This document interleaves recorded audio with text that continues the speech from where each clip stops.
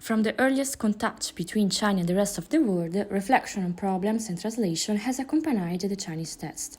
Translation, that is a transfer of a text from one language to another, may seem a simple operation, but it involves a complexity of problems ranging from logic to aesthetics, from the relations between different civilizations and cultures to the differences between the language themselves. However, this development has drawn almost exclusively from European and American culture and scientific traditions, neglecting the translation theories and practice of other cultures, such as those in the East. Despite the richness of these contributions, the weight and visibility of critical reasoning on Chinese translation remained limited for a long time. Only during the 20th century, as studies evolved and dogmatic traditions were abandoned, did a critical approach to reading Chinese texts develop. Chinese translation has been taught for decades in Italy. The task of imparting its knowledge and skills has been entrusted to classical language teachers to deepen their knowledge of Chinese classics and to train students to recognize and handle the morphosyntactic structures and vocabulary of Putonghua Chinese. This is an activity and method in which translation is conceived as a strategy for learning and understanding Chinese civilization text. This use of translation is now joined in some Italian universities by a teaching practice that has drawn on the new tradition of translation studies, a term coined by James Stratton Holmes in his article The Name and Nature of Translation Studies, and stands for an academic area that investigates the theory, description and use of translation, interpretation, and localization. A discipline that is still young in our universities, Chinese translation didactics aims to observe, explain and practice translation while considering the specificities of the Chinese lingua culture system, but at the same time applying elements based on experience and studies carried out on other languages and with different language combinations as well.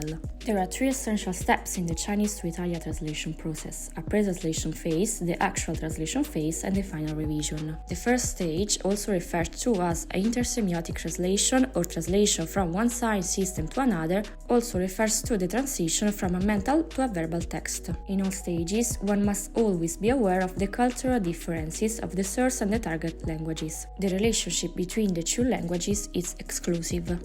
It's the analysis that is applied to a text to understand its fundamental characteristics and identify translation problems. In the translating phase, the translator must handle a series of choices, each linked to the other in a consequential way. Venuti states that one must deconstruct and dislocate language to be recomposed. This operation of deconstruction and dislocation is essential for the reconstruction of a metatext that respects the sense and the structure of the proto-text. The revision phase allows those who translated the text to return to each of the assumptions made and the consequent choices adopted to confirm them or replace them with others. In the making process of methodology of translation from modern Chinese into Italian, it is inevitable to address the problem of transposition from an isolated language to an inflectional one, considering what each language must and not only what it can express. The linguistic process must therefore always be accompanied by a cross-cultural sensitivity that enables the translator to observe the text in a three-dimensional way, by glimpsing between the lines. Translation from Chinese requires decoding work followed by reinterpretation of the text in a target language. As a result, many translations of Chinese literary text into Western languages deviate significantly from the original, while retaining the meaning of the message. The only way to avoid betraying the original is to identify the key elements around which the text revolves, to transfer the most culturally and poetically relevant ones into the target text. Let's take as example the first verse of one of the poet Wen Wei's most famous quatrains, the Magnolia Dale, because it perfectly represents the layering of meanings behind the apparent simplicity of his description of nature. The translation is simply, on the branches hibiscus flowers. However, further depictions are grappled in it.